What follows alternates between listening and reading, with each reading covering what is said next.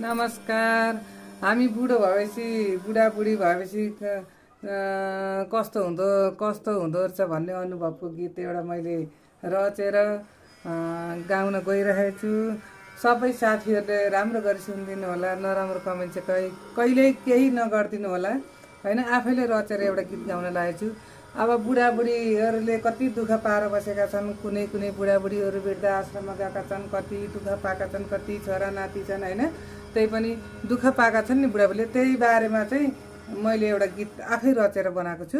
त्यो सबै सुनिदिनु होला।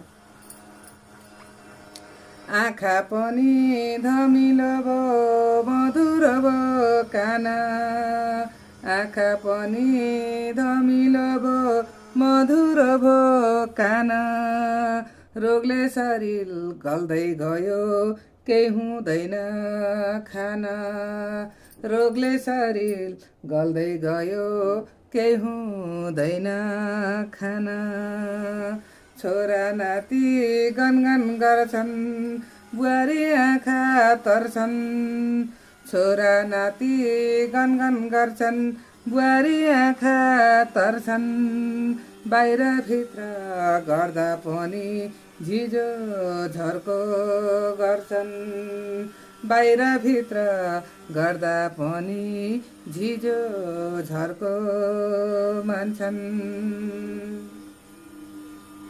बाहिर भित्र गर्दा पनि झिझो झर्को मान्छन्,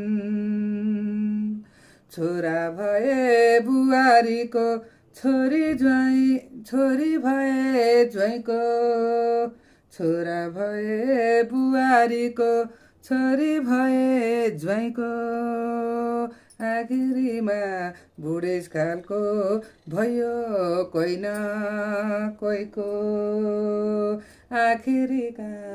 आखिरीमा बुढेसकालको भयो कोही न कोहीको, भयो कोही न कोहीको, आफ्नो सन्तानलाई पनि भइदो रहेछ घाँडो, आफ्नो सन्तानलाई पनि भइदो रहेछ घाँडो, बाँच्ने रात पुगो अब उठाउ दैव चाँडो, बाँच्ने रहर पुगो दैव उठाउ अब चाँडो, बाँच्ने रहर पुगो दैव उठाउ अब चाँडो, उठाउ अब